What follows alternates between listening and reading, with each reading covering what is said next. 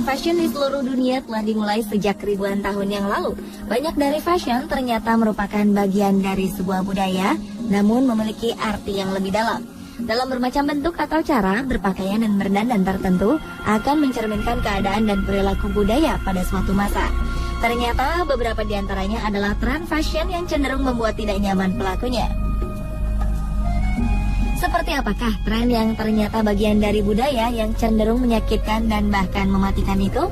Pemirsa, berikut fashion menyakitkan di masa lalu versi On The Spot.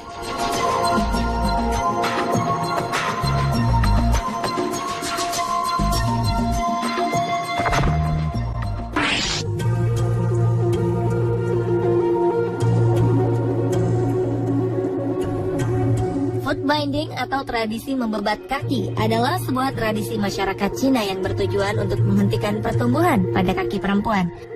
Budaya yang bertahan selama 1000 tahun ini dimulai sekitar abad ke-10, di mana umumnya hanya seorang putri dari kalangan bangsawanlah yang dapat melakukannya. Dahulu, masyarakat Cina menganggap bentuk kaki yang kecil dan mungil melambangkan sensualitas di mata para pria. Oleh karenanya, kaum perempuan seolah berlomba untuk memiliki bentuk kaki semungil mungkin. Namun sebenarnya, tradisi ini memberikan penderitaan besar bagi para perempuan Cina. Pemingkaran kaki biasanya dimulai sejak anak berumur antara 4-7 tahun. Proses pembebatan kaki ini biasanya dilakukan di musim dingin, agar rasa sakit dapat dikurangi karena pengaruh suhu yang membuat kaki mati rasa. Hasil pembebatan berupa bentuk kaki yang mungil dengan ukuran antara 7 hingga 9 cm akan didapat setelah 2 tahun lamanya.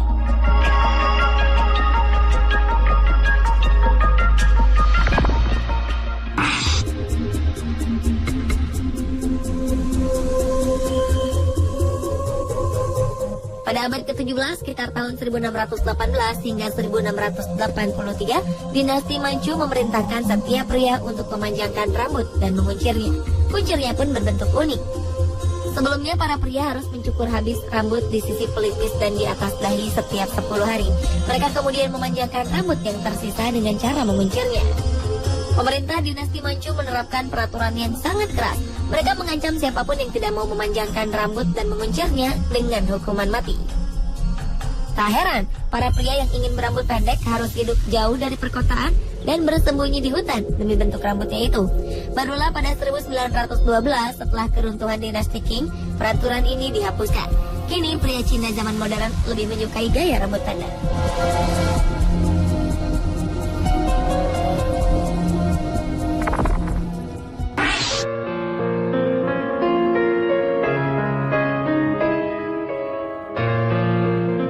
Selanjutnya adalah crinoline, tren busana wanita Eropa di tahun 1700-an.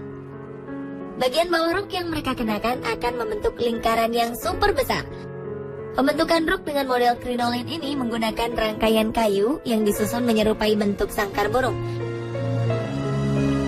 Pemakaian rangka kayu ini tentu saja akan membuat pemakainya menjadi tidak nyaman, karena membuat pakaian menjadi sangat berat. Hal ini juga akan menyulitkan mereka untuk duduk di saat lelah. Tak jarang, para wanita yang memakai crinoline ini sebenarnya merasa tidak suka dengan gaya busana seperti pada waktu itu. Mereka merasa seolah hidup di balik sebuah sangkar yang membelenggu kebebasannya. Pada masa revolusi Perancis, pemakaian crinoline ini merupakan lambang kaum bangsawan. Kini, crinoline masih sering ditemukan dalam beberapa acara di kerajaan, dengan desain dan ukuran yang tentu berbeda dengan bentuk crinoline di zaman Victoria.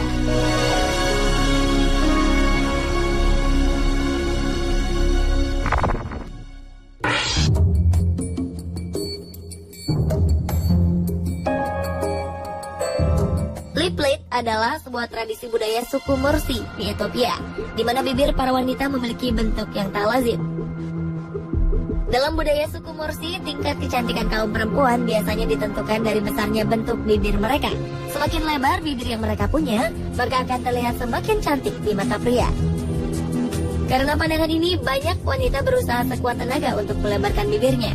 Mereka menggunakan sebuah piring yang terbuat dari tanah liat yang diameternya dapat mencapai 20 cm. Biasanya pelebaran bibir ini mulai dilakukan saat memasuki usia 18 tahun menjelang waktu pernikahan mereka. Sekitar 6 hingga 12 bulan sebelum pernikahan digelar, bibir sang gadis akan disayat oleh ibunya. Setelah itu, sebuah pasak kayu akan diletakkan untuk membuat bibir tetap terbuka hingga lukanya mengering. 2-3 minggu kemudian, pasak kayu itu akan diganti dengan piring dari tanah liat.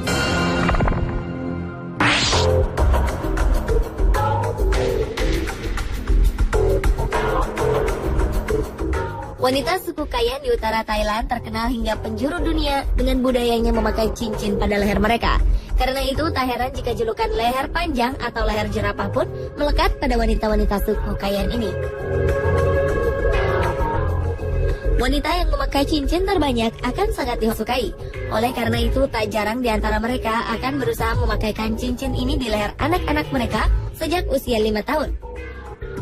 Di usia dewasa, tak jarang wanita suku Kayan dapat memakai 25 cincin leher dengan panjang mencapai 25 cm.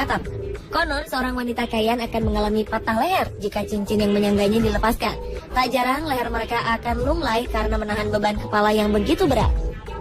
Selain karena proses perenggangan antar ruas tulang, pemanjangan leher ini pun terjadi karena pergeseran posisi bahu ke arah bawah akibat tekanan yang diberikan cincin, yang beratnya dapat mencapai 2,5 kg.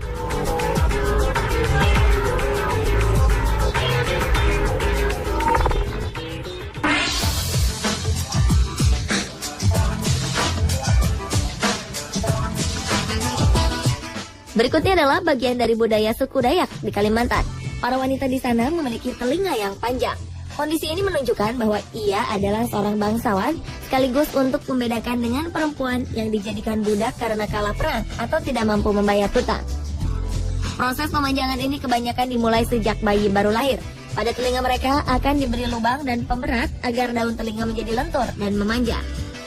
Agar daun telinga menjadi lebih panjang, biasanya pemberat berupa logam berbentuk lingkaran gelang atau berbentuk gasing ukuran kecil. Dengan pemberat ini, daun telinga akan terus memanjang hingga beberapa sentimeter. Tidak ada yang tahu pasti kapan tradisi memanjangkan telinga ini dimulai. Namun sayang, kekayaan budaya ini kini semakin ditinggalkan dan nyaris punah. Adapun mereka yang masih memiliki telinga panjang kini telah berusia setidaknya 60 tahun.